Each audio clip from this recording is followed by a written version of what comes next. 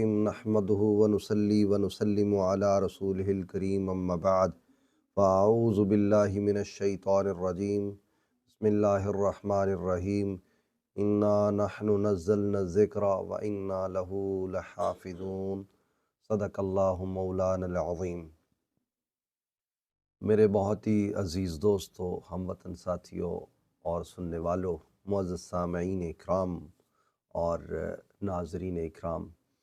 اللہ تعالیٰ کا بے حد شکر ہے کہ رمضان المبارک 2024 شروع ہونے والا ہے، اور اس بار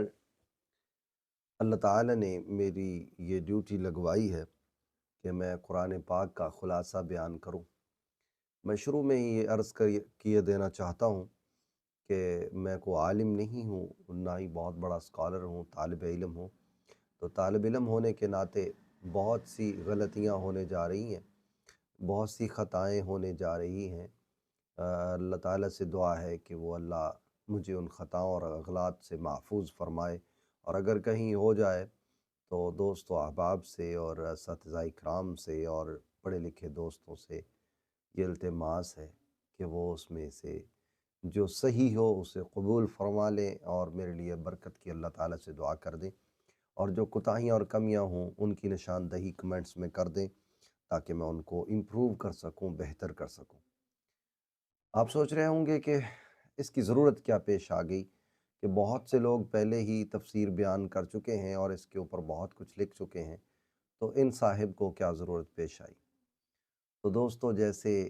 کسی کا شوق ہوتا ہے، کھلاڑی بہت سے ہیں اور کوئی نیا کھلاڑی بننا چاہتا ہے حالانکہ کھلاڑیوں کی ضرورت پوری ہو رہی ہے، ڈاکٹر بہت سے ہیں اور کوئی اور ڈاکٹر بننا چاہتا ہے حالانکہ ضرورت پوری ہو رہی ہے،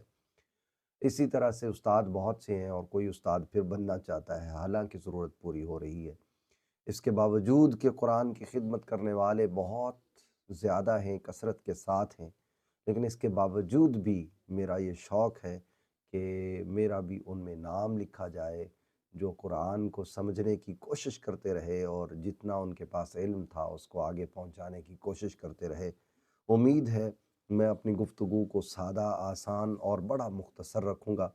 اور مختصر سے مراد جو ہے جوامع الکلم، جو کہ جوامع الکلمات حضور علیہ السلام کی ایک صفت بھی ہے، تو میں کوشش کروں گا کہ بڑی جامع طور پر کچھ باتیں عرض کر دی جائیں تاکہ دوستوں کو رمضان المبارک کے آنے سے پہلے قرآن کی عظمت کا اندازہ ہو جائے۔ اللہ تعالیٰ میرا حامی و ناصر ہو اور مجھے توفیق عطا فرمائے۔ میں پھر دعا کیے دیتا ہوں، رب زدنی علما، رب اشرح لی صدری ویسر لی امری واحلل عقدۃ من لسانی یفقہوا قولی۔ قرآن کا سب سے پہلے میں تعارفی جو لیکچرز ہوں گے میرے مسجد میں بھی ہوں گے، جامع مسجد سے اقصائل حدیث کے اندر، تو اس کی ایک کڑی جو ہے وہ میرا فرسٹ لیکچر جو ہوگا وہ اس بارے میں ہوگا کہ قرآن کی شان کیا ہے، اس کا مقام کیا ہے۔ پہلے اس کا مقام بیان کیا جائے گا، پھر لوگوں میں جب تڑپ پیدا ہو جائے گی کہ اس کے مقام کا پتہ چل گیا ہے، اب یہ چیز کیا ہے، یہ شے کیا ہے، تو پھر اس کو جب ڈھونڈنے کے لیے نکلیں گے تو پھر اس کا میں تعارف بھی بیان کروں گا، اور انشاءاللہ تعالیٰ اس کے مختصر تعارف کے بعد پھر ہم 30 لیکچرز 30 دنوں میں، رمضان المبارک کے اگر 30 روزے ہوئے تو 30 لیکچرز دیے جائیں گے۔ معذرت کے ساتھ اب میں اپنے موضوع کی طرف لوٹتا ہوں۔ یہ قرآن ایک ایسی کتاب ہے جس کو اللہ تعالیٰ نے نازل کیا ہے، اور اس کی اللہ تعالیٰ ہی کی یہ ڈیوٹی اور فریضہ ہے۔ اللہ تعالیٰ نے اپنے اوپر اس بات کو فرض کر لیا ہے کہ وہ خود ہی اس کی حفاظت کرے گا۔ اب یہ قرآن کی شان کیا ہے، ذرا غور سے سنیے گا۔ قرآن کے بارے میں خود اللہ تعالیٰ، اللہ ذوالجلال والاکرام فرماتے ہیں کہ اگر قرآن کو ہم انسانوں یا جنوں پر نہیں بلکہ پہاڑوں پر نازل کر دیتے تو پہاڑ بھی ریزہ ریزہ ہو جاتے، خدا کے خوف سے، اللہ کے خوف سے۔ تو پہلی تو قرآن کی عظمت یہ ثابت ہوئی حدیث سے اور قرآن کی آیت سے کہ قرآن کی شان یہ ہے کہ یہ جو دل ہوتے ہیں ان کو نرم کر دیتا ہے، اور ایسے لوگوں کے دل رونا شروع ہو جاتے ہیں، ڈرنا شروع ہو جاتے ہیں جن کے اندر ایمان ہوتا ہے۔ تو کسی شخص نے اگر اپنے ایمان کا اندازہ کرنا ہو کہ مجھ میں ایمان کتنا ہے تو وہ قرآن کو سنتا جائے، اور اگر اس کے دل میں لرزہ طاری ہو گیا اور اس کی آنکھوں میں آنسو آ گئے تو سمجھے کہ میرے اندر ایمان موجود ہے، اور اگر قرآن نے اس کے سینے پہ اثر نہیں کیا تو سمجھے کہ مجھ میں کہیں نہ کہیں کوئی قلت موجود ہے، ایمان کی کمی ہے، اس لیے یہ ایسا واقع ہو رہا ہے۔ دوسری قرآن کی شان میں ترمذی کی ایک روایت ہے جس میں رسول اللہ صلی اللہ علیہ وسلم نے فرمایا، امام ترمذی رحمہ اللہ اپنی ترمذی کے اندر یہ بات نقل کرتے ہیں کہ ایک شخص دعا مانگ رہا ہو اور ایک شخص قرآن پڑھ رہا ہو، تو قرآن کی عظمت یہ ہے کہ دعا مانگنے والے سے جلدی اللہ تعالیٰ قرآن پڑھنے والے کی دل کی مراد کو پورا کر دیتا ہے۔ اس سے دوسرا مسئلہ یہ نکلا قرآن کی عظمت اور شان کے حوالے سے کہ جس کی دعا قبول نہیں ہوتی ہو، اسے چاہیے کہ وہ اللہ کے قرآن کی تلاوت کو کثرت کے ساتھ کرے اور دل جمعی کے ساتھ کرے۔ مانگنے کی بھی ضرورت نہیں پڑے گی، اللہ تعالیٰ جو ہوگا وہ اس کی دل کی مراد کو بغیر مانگے پورا کر دے گا۔ ایک جگہ پر لکھا ہوا ہے، الماہر بالقرآن ما ہوا کرام البررہ، جو قرآن کے اندر مہارت اختیار کر لیتا ہے، قرآن کو بہت خوبصورتی سے پڑھتا ہے، اس کی قرأت کے اصولوں کو سامنے رکھتے ہوئے پڑھتا ہے، قرآن کو سمجھ کر پڑھتا ہے، ترتیل کے ساتھ پڑھتا ہے، سمجھ کر پڑھنا، ترتیل سے پڑھنا، تو مہارت کے ساتھ پڑھنے والے کو اللہ قیامت کے دن پاک لکھنے والوں کے ساتھ یعنی مقرب فرشتوں میں شامل کرے گا، یعنی ان کے ساتھ کھڑا کر لے گا۔ تو حشر میں اصل میں معاملہ یہ ہے کہ جن لوگوں کے ساتھ آپ کھڑا ہونا چاہتے ہیں ان لوگوں جیسی حرکتیں اپنا لیں، اور اگر فرشتوں کے ساتھ کھڑا ہونا ہے، مال کرام البررہ کے ساتھ کھڑا ہونا ہے، تو پھر آپ لوگوں کو چاہیے اور مجھے، ہم سب کو، کہ قرآن میں مہارت حاصل کریں جس طرح دنیاوی علوم میں ہم مہارت حاصل کرتے ہیں۔ اگلی تیسری نمبر پر جو شان ہے قرآن پاک کی حدیثوں میں وارد ہوا ہے وہ یہ ہے کہ جس طرح اللہ کو دنیا والوں پر برتری حاصل ہے، دنیا کی تمام مخلوقات پر، اسی طرح اللہ کے کلام کو بھی برتری حاصل ہے۔ گویا کہ جس طرح اللہ تعالیٰ کو بذات خود سب پہ برتری حاصل ہے، اس طرح اللہ کو اور اللہ کے کلام کو، اللہ کی گفتگو کو بھی برتری حاصل ہے۔ تو لہٰذا اللہ تعالیٰ کی بلند و برتر گفتگو اگر کوئی بندہ سننا چاہے، اور ایک حدیث میں آتا ہے کہ جو چاہتا ہے کہ اللہ تعالیٰ سے بات کر لے، جو اللہ سے بات کرنا چاہتا ہے، اسے چاہیے کہ وہ مسجد میں جائے یا گھر میں رکے، 2 رکعت نماز پڑھے، اور نماز پڑھنے کے بعد قرآن پڑھنا شروع کر دے۔ گویا کہ قرآن کو پڑھنے والا اپنے رب سے ہم کلام ہو چکا ہے۔ تو یار کبھی آپ دکھی ہوتے ہیں تو آپ کا دل چاہتا ہے کسی ایسے دوست سے بات کریں کہ میرا دکھ جو ہے وہ دور ہو جائے۔ تو آپ کبھی پریشان ہوں تو قرآن کی تلاوت بھی کریں، اس سے بھی انسان کے دکھ دور ہوتے ہیں۔ قرآن کے حوالے سے میں عرض کرتا چلوں، ایک حدیث میں آتا ہے، سمرقندی رحمۃ اللہ علیہ، یا سمرقندی رحمۃ اللہ علیہ اپنی مسند میں ایک حدیث اور روایت لے کے ہیں عبداللہ رضی اللہ تعالیٰ عنہ سے، اور وہ بڑی کمال کی حدیث ہے جس میں وہ بیان کرتے ہیں قرآن کی شان کو، کہ 7 لمبی صورتیں قرآن میں ہیں جن کا مقابلہ اگر تورات میں کیا جائے تو تورات پوری ایک طرف اور وہ 7 لمبی سورات قرآن کی ایک طرف، اور اس کا دوسرا جز یہ ہے کہ 100 آیتوں والی سورت اس کے اندر موجود ہے جو گوسپل کے برابر ہے، gospel of John, gospel of لوکا، یہ جو انجیل کی کتابیں ہیں اس کے برابر ہے، انجیل جسے بولتے ہیں آپ۔ اسی طرح قرآن کے اندر ایک مثانی ہے سورہ، اور میں جو اس سے سمجھا ہوں وہ 7 المثانی یعنی سورۃ الفاتحہ ہے، اور اس کے بارے میں علامہ صاحب لکھتے ہیں کہ وہ زبور کے مطابق ہے، اور باقی جو حصہ قرآن کا ہے وہ سارے کا سارا ان تمام کتابوں پر اولا اور اعلیٰ ہے اور برتر ہے، اور وہ دیٹ از دا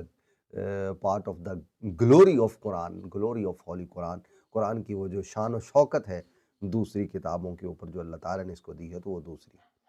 یعنی کہ تمام جتنے کتابیں اور صحیفے قرآن سے پہلے نازل ہوئے ان تمام کی خوبصورتی کو مجمع کر کر اپنی کامل حیثیت کے ساتھ قرآن کے اندر داخل کر کے کچھ مزید عطا کر کے اللہ نے امت محمدیہ کو یہ تحفہ عطا فرما دیا۔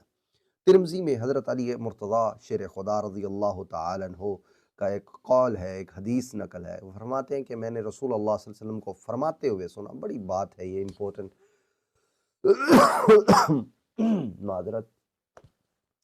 حضرت علی مرتضیٰ شیر خدا رضی اللہ تعالیٰ عنہ فرماتے ہیں کہ حضور کو فرماتے سنا کہ میری امت پہ ایک زمانہ آئے گا، فتنے اندھیری رات کی طرح برسیں گے، اندھیری رات کی طرح، اور ان فتنوں سے بچنے والی اور بچانے والی ایک ہی چیز ہوگی۔ حضرت علی فرماتے ہیں میرے پوچھنے پر حضور نے مجھے اس کا علاج بتایا کہ وہ قرآن ہوگا۔ جو قرآن کے ساتھ چپکا رہے گا، قرآن کے ساتھ ملا رہے گا، اس بندے کی حفاظت ہو جائے گی، اور جو قرآن سے دوری اختیار کر لے گا گویا کہ وہ گمراہی میں جا پڑے گا اور ان فتنوں کا شکار ہو جائے گا۔ اس طرح سے خدا سے ڈرنے والا جو قرآن کو پڑھتا ہے تو وہ کبھی اس سے اکتاتا نہیں ہے قرآن سے۔ قرآن ایسی کتاب ہے جس سے تھکن محسوس نہیں ہوتی، زبان تھکتی نہیں ہے، اور انسان کو قرآن پڑھتے پڑھتے سیدھا راستہ مل جاتا ہے۔ اگلی شان عبداللہ بن مسعود رضی اللہ تعالیٰ عنہ فرماتے ہیں کہ میں نے حضور علیہ الصلاۃ والسلام کو فرماتے ہوئے سنا کہ قرآن جو ہے یہ اللہ کی رسی بھی ہے اور قرآن روشنی بھی ہے۔ یہ اللہ کی رسی ہے، it is the rope of Almighty Allah and it is the light as well. یہ روشنی بھی ہے اور اللہ کی، اور یہ جناب ہمیں جو قرآن ہے یہ انسان کو شفا بھی دیتا ہے، شفاء و رحمت للمؤمنین۔ یہ رحمت بھی ہے اور شفا بھی ہے، اور یہ اپنے پڑھنے والوں کی حفاظت بھی کرتا ہے، اور یہ جو پڑھتا ہے اور اس پر عمل کرتا ہے گویا کہ اس کو ریسکیو بھی کرتا ہے۔ What is the meaning of rescue? تو اس کو سمجھ لیں۔ آپ نے کبھی یہ تو سنا ہوگا کہ ریسکیو والے آ رہے ہیں اور مریضوں کو اٹھا کر لے جا رہے ہیں اور ریسکیو کر رہے ہیں۔ ریسکیو ہوتا ہے جب کوئی بندہ انجرڈ اور زخمی ہو جائے تو اس کو بچا کر حفاظت کے ساتھ ہاسپٹل پہنچانے والی ایک ریسکیور ٹیم ہوتی ہے۔ تو قرآن بھی ایک ریسکیو کرنے والی کتاب ہے انسان کو دنیا کے غم اور ہموم اور دکھوں اور تکلیفوں سے۔ اگر کوئی بندہ دکھی ہو اور وہ قرآن کو پڑھنا شروع کر دے تو گویا کہ قرآن اس کو ریسکیو کر لے گا ان غموں سے۔ تو چونکہ رمضان المبارک آ رہا ہے تو ان باتوں کو سامنے رکھتے ہوئے مجھے اور آپ کو اس کا قریب سے مطالعہ کرنے کی اللہ تعالیٰ توفیق عطا فرمائے۔ اگلی جو قرآن کی شان ہے، آپ نے عام طور پر سنا ہے کہ رسول اللہ صلی اللہ علیہ وسلم نے ایک حدیث میں وارد ہوا ہے، آپ نے فرمایا کہ جو قرآن کا ایک حرف پڑھتا ہے اللہ اس کو 10 نیکیاں دیتا ہے۔ اور ساتھ ہی حضور علیہ السلام نے اسی حدیث کے آخری حصے میں وضاحت فرما دی کہ میں نہیں سمجھتا کہ الف لام میم میں ایک حرف ہے، بلکہ الف حرف، میم حرف اور لام حرف، یہ الگ الگ حرف ہیں، یعنی الف لام میم پڑھنے والے کو 30 نیکیاں مل جائیں گی۔ پھر ایک حدیث میں آتا ہے کہ یہ جو سورۃ البقرہ ہے قرآن کی دوسری لمبی سورہ جو ہے، کوئی بندہ اس کو گھر میں پڑھتا ہے تو یہ شیطان کو بھگا دیتی ہے۔ اور ایک جگہ پر لکھا ہے کہ جو سورۃ البقرہ کو پڑھ لیا کرو، جو نہیں پڑھتے ان کے لیے یہ باعث حسرت ہوگی، جو پڑھیں گے وہ خوشی کا اظہار کریں گے، اور جو بندے نہیں پڑھیں گے قیامت کے دن وہ حسرت کریں گے اور کہیں گے کہ کاش ہم اس سورت کو پڑھ لیتے۔ اسی طرح سے قرآن پاک کی شان میں سے ایک شان یہ بھی ہے، عثمان بن عفان رضی اللہ تعالیٰ عنہ، صحیح البخاری کے اندر یہ حدیث موجود ہے، حدیث میں وارد ہوا ہے، خیرکم من تعلم القرآن وعلمہ، تم میں سے بہتر، اچھا اور اعلیٰ وہ بندہ ہے، وہ بی بی ہے، وہ عورت ہے جو قرآن کو خود پڑھتا یا سکھاتی اور سکھاتا ہے۔ یعنی قرآن پڑھنے والا اور پڑھانے والا، پڑھانے والی اور پڑھنے والی، یہ جو ہے دوسرے لوگوں سے بہتر اور اولیٰ ہے۔ تو یعنی اگر آپ نے اچھے لوگوں کو ڈھونڈنا ہے تو قرآن پڑھنے والوں کو ڈھونڈیں، جو قرآن زیادہ پڑھتا ہے وہ تم میں سے زیادہ اچھا ہے۔ بلکہ ایک جگہ پر آتا ہے کہ امام بھی اس کو بنایا جائے جس کو قرآن زیادہ یاد ہے، خواہ اس کی عمر کم ہی کیوں نہ ہو۔ یعنی کہ عمر میں فضل جو ہے وہ فضل نہیں ہے، اصل میں قرآن کے علم میں فضل جو ہے وہ فضل ہے۔ تو قرآن کو جو بندہ زیادہ قریب سے جانتا ہے، زیادہ پڑھتا ہے، تو گویا کہ اس کی شان زیادہ ہے۔ اور اسی طرح سے ابو ہریرہ رضی اللہ تعالیٰ عنہ، ان سے ایک روایت آتی ہے حدیث میں کہ جس محفل میں قرآن پڑھا جاتا ہے اس کو اللہ تعالیٰ کے فرشتے جو ہوتے ہیں، وہ اللہ کے مقرب فرشتے اس محفل کو ڈھانپ لیتے ہیں، گرد و نواح سے ڈھانپ لیتے ہیں، اور صرف ڈھانپتے ہی نہیں بلکہ اللہ ان کا ذکر فرشتوں میں بھی کرتا ہے، اور فرشتے جو ہیں اوپر آسمان پر جاتے ہیں تو اللہ جاننے کے باوجود پوچھتا ہے کیا کرتے تھے جی؟ وہ قرآن کی محفل ہو رہی تھی۔ تو فرشتوں کو اللہ تعالیٰ فرماتا ہے گواہ ہو جاؤ، میں نے ان کو معاف کر دیا ہے۔ فرشتے آگے سے کہتے ہیں ان میں سے تو کوئی ایسے ہی بیٹھا ہوا تھا جس کو کوئی کام تھا اس محفل میں کسی دوسرے بندے کے ساتھ، وہ تو دین کی بات سیکھنے کے لیے نہیں بیٹھا تھا۔ تو اللہ تعالیٰ فرماتے ہیں وہ بیٹھ تو گیا تھا نا میرے بندوں میں، تو مجھے اس کا بیٹھنا ہی اتنا پسند ہے کہ جاؤ، میں نے اپنے نیک بندوں کے ساتھ بیٹھنے کی وجہ سے، قرآن کی محفل کو جوائن کرنے کی وجہ سے میں نے ان کو معاف کر دیا۔ اسی طرح سے قرآن پاک ایک ایسی کتاب ہے، اس کے بارے میں روایت ترمذی میں بھی ہے، ابو داؤد میں بھی ہے، الدارمی نے بھی لکھا ہے اور نسائی نے بھی لکھا ہے کہ عوام میں قرآن پڑھنے والے کی شان یہ ہے کہ جیسے عوامی کوئی صدقہ و خیرات کر رہا ہو، یعنی کہ کوئی بندہ کھلے عام صدقہ دے رہا ہو، قرآن کھلے عام پڑھنے والا، جیسے میں آپ سے گفتگو کھلے عام قرآن کے حوالے سے کروں، اور اس کا مطلب یہ ہوگا کہ ہم کھلے عام صدقہ کر رہے ہیں، اور جو تنہا تنہا قرآن پڑھتا ہے، چھپ چھپ کر اللہ تعالیٰ کو یاد کرتا ہے، تنہائی میں قرآن پڑھتا ہے، تو حدیث میں آتا ہے اس کی مثال یہ ہے کہ جیسے وہ چھپ کر اللہ کے راستے میں کچھ صدقہ و خیرات دے رہا ہے، اس کی شان یہ ہے کہ جیسے وہ چھپ کر اللہ کے راستے میں صدقہ دے رہا ہے۔ ایک روایت میں آتا ہے کہ قیامت کے دن قرآن جو ہوگا وہ سفارشی بنے گا، وہ سفارش کرے گا قرآن جو ہوگا قیامت کے دن، اور یہ قرآن جو ہوگا سفارشی بنے گا اور قیامت کے دن سفارش کرے گا بندے کی۔ اور اس طرح سے ایک روایت میں عبداللہ ابن عمر رضی اللہ تعالیٰ عنہ فرماتے ہیں کہ جو قرآن بندہ پڑھنے والا ہوگا اس کی شان یہ ہے کہ اللہ تعالیٰ کہے گا قرآن قیامت کو پڑھتے چلو، اور قرآن پڑھتے چلو اور منازل طے کرتے چلو، اور جس طرح قرآن کی آیات ہیں اسی طرح اللہ نے جنت کی منازل بنائی ہیں، ہیون کے درجات ہیں، جنت کے درجات ہیں، جتنی آیات پڑھتے چلے جاؤ گے اتنے ہی جنت کے درجات کو آپ آگے عبور کرتے چلے جاؤ گے، اور اللہ تعالیٰ آپ کو مقربین میں لے جائے گا اور بہت بڑی جنت عطا فرمائے گا، اور اللہ تعالیٰ ہم میں ان میں سے فرمائے۔ ایک روایت ام امامہ رضی اللہ تعالیٰ عنہ فرماتی ہیں، اور وہ بڑی خوبصورت بات، اور میں حیران ہوا یہ بات پڑھ کر، پیغمبر کی شان کے کیا کہنے ہیں، پیغمبر کی شان تو پھر آپ کو پتہ ہے کہ اس جیسی کوئی شان نہیں ہے۔ تو یہاں پر ام امامہ رضی اللہ تعالیٰ عنہ روایت بیان کہتی ہیں حضور علیہ السلام سے میں نے سنا یہ کہتے ہوئے کہ جس بندے کو 1/3 قرآن یاد ہے، یعنی قرآن کا تیسرا حصہ یاد ہے، تو یوں سمجھ لیں کہ جیسے اس کے اندر پیغمبری کا تیسرا حصہ موجود ہے، اور جس بندے کو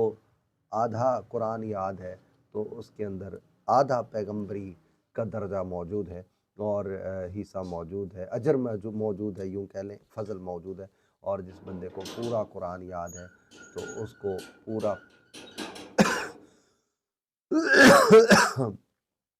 پوری پیغمبری اس میں موجود ہے، پروفٹہڈ۔ تو ساتھ میں فرق یہ ہے صرف، حضور علیہ السلام نے فرمایا کہ پیغمبروں پر وحی آتی ہے لیکن ایسے بندے پر وحی نہیں آتی، یعنی اتنا قریبی کر لیا ہے حضور نے ایسے بندے کو جو قرآن میں مہارت رکھتا ہے، جو قرآن پڑھتا ہے اور جو قرآن سیکھتا ہے اور جو قرآن کا علم سکھاتا ہے، اور جو قرآن کے اوپر گرپ